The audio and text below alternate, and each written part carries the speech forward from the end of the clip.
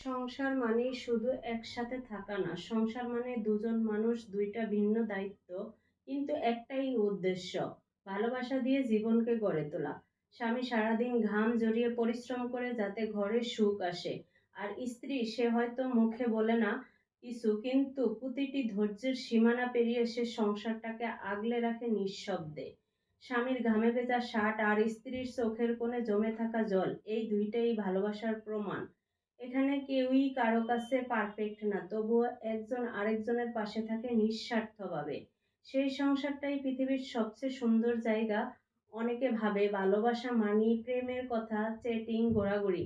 না, সত্যিকারের ভালোবাসা দেখতে হলে তাকাও একজন স্বামী কিভাবে পরিবারের জন্য নিজের সব ইচ্ছা বিসর্জন দেয়, আর একজন স্ত্রী কিভাবে নিজের স্বপ্নগুলো চুপচাপ একপাশে রেখে স্বামীর স্বপ্নকে বাস্তব করে তোলে পাশে দাঁড়িয়ে থেকে। তাই বলি সংসার টিকে থাকে স্বামীর পরিশ্রম আর স্ত্রীর ধৈর্যের উপর। আর এই দুটি ভালোবাসার সবচেয়ে নিঃস্বার্থ, সবচেয়ে শক্তিশালী রূপ। ভালোবাসা শুধু মুখের কথা না, ভালোবাসা হলো যখন স্ত্রী অপেক্ষা করে দরজায় ক্লান্ত স্বামী ঘরে ফিরবে বলে।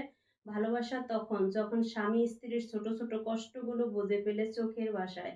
তারা একে অপরের কাছে দাবি করে না, শুধু পাশে থাকে চুপচাপ ভরসা হয়ে।